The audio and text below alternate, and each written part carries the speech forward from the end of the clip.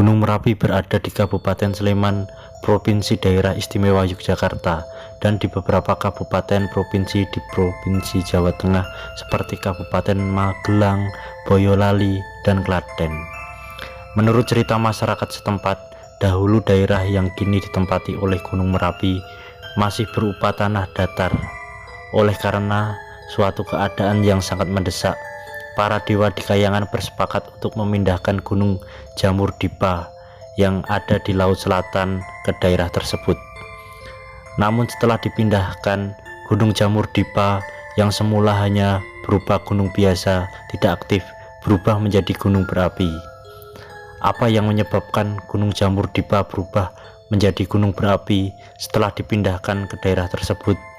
Ikuti kisahnya dalam cerita asal mula Gunung Merapi.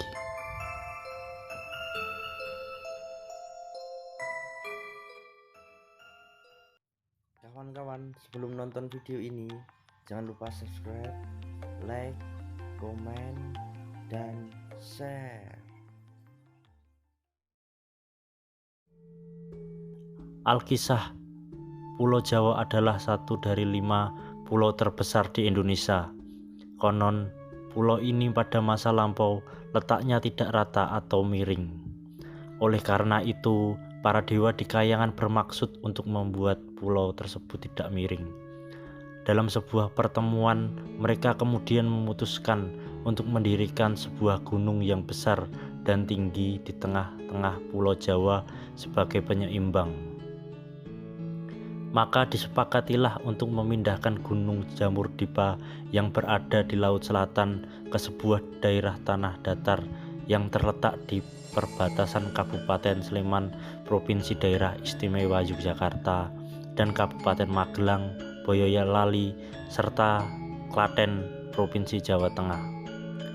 Sementara itu, di daerah di mana Gunung Jamur Dipa akan ditempatkan, terdapat 2 orang empu yang sedang membuat keris sakti. Mereka adalah Empu Rama dan Empu Pamadi yang memiliki kesaktian yang sangat tinggi.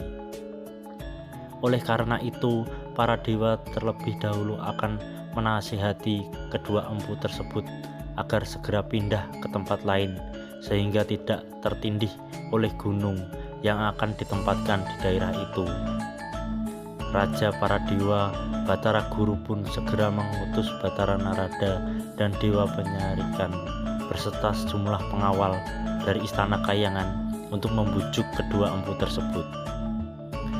Setiba di tempat itu, utusan para dewa langsung menghampiri kedua empu tersebut yang sedang sibuk menempa sebatang besi yang dicampur dengan bermacam-macam logam. Betapa terkejutnya Batara Narada dan Dewa Penyarikan saat menyaksikan cara Empu Rama dan Empu Permadi membuat keris.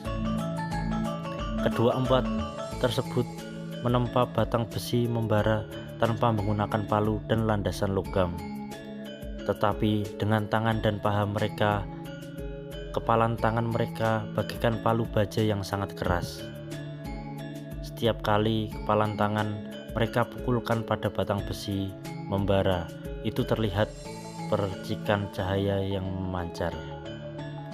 "Maaf, empu, kami utus para dewa ingin berbicara dengan empu berdua," sapa Dewa Penyarikan. Kedua empu tersebut segera menghentikan pekerjaan dan kemudian mempersilahkan kedua utusan para dewa itu untuk duduk. "Ada apa gerangan? Ada yang dapat hamba bantu?" tanya Empu Rama. "Kedatangan kami kemari untuk menyampaikan permintaan para dewa kepada empu," jawab Batara Narada. "Apakah permintaan itu?" tanya Empu Permadi penasaran. "Semoga permintaan itu dapat kami penuhi." Batara Narada pun menjelaskan permintaan para dewa kepada kedua empu tersebut. Setelah mendengar penjelasan itu, keduanya hanya tertekun. Mereka merasa permintaan para dewa itu sangatlah berat. "Maaf hamba, pukulun. Hamba bukannya bermaksud untuk menolak permintaan para dewa, tapi perlu pukulun ketahui bahwa membuat keris sakti tidak boleh dilakukan sembarangan, termasuk berpindah-pindah tempat, jelas Empu Rama. Tapi Empu, keadaan ini sangat mendesak. Jika Empu berdua tidak segera pindah dari sini, Pulau Jawa ini semakin lama akan bertambah miring, kata Dewa Penyarikan. Benar, kata Dewa Penyarikan Empu. Kami pun bersedia mencarikan tempat yang lebih baik untuk Empu berdua, bujuk Empu Narada. Meskipun telah dijanjikan tempat yang lebih baik, kedua empu tersebut tetap tidak mau pindah dari tempat itu.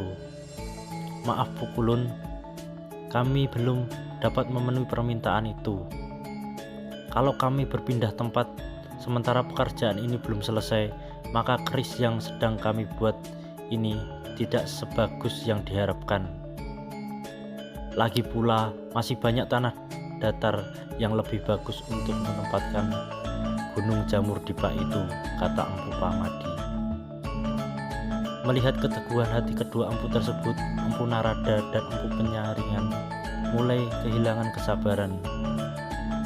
Oleh karena mengemban amanat Batara Guru, mereka terpaksa mengancam kedua empu tersebut agar segera pindah dari tempat itu. Wahai Empu Rama dan Empu Pamadi, jangan memaksakan kami untuk mengusir kalian dari tempat ini, ujar Batara Narada. Kedua empu tersebut tidak takut dengan ancaman itu karena mereka merasa juga sedang mengemban tugas yang harus diselesaikan. Oleh karena kedua belah pihak tetap teguh pada pendirian masing-masing, akhirnya terjadilah perselisihan di antara mereka. Kedua empu tersebut tetap tidak gentar meskipun yang mereka hadapi adalah utusan para dewa. Dengan kesaktian yang dimiliki, mereka siap bertarung demi mempertahankan tempat itu. Tak ayal pertarungan sengit pun tak terhindarkan. Meskipun dikeroyok oleh dua dewa beserta balan tentaranya, kedua empu tersebut berhasil memenangkan pertarungan itu. Batara Narada dan Dewa Penyarikan yang kalah dalam pertarungan itu segera terbang ke Kayangan untuk melapor kepada Batara Guru. Ampun Batara Guru, kami gagal membujuk kedua empu itu.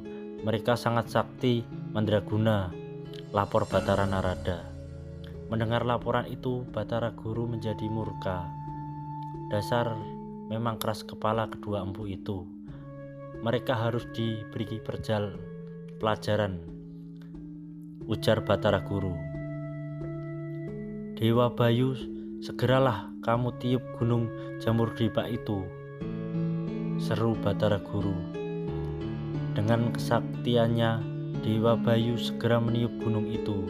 Tiupan Dewa Bayu yang bagaikan angin topan berhasil menerbangkan Jamur Dipa hingga melayang-layang di angkasa dan kemudian jatuh tepat di perapian kedua empu tersebut. Kedua empu yang berada di tempat itu pun ikut tertindih oleh Gunung Jamur Dipa hingga tewas seketika. Menurut cerita, roh kedua empu tersebut kemudian menjadi penunggu gunung itu. Sementara itu, perapian tempat keduanya membuat keris sakti berubah menjadi kawah.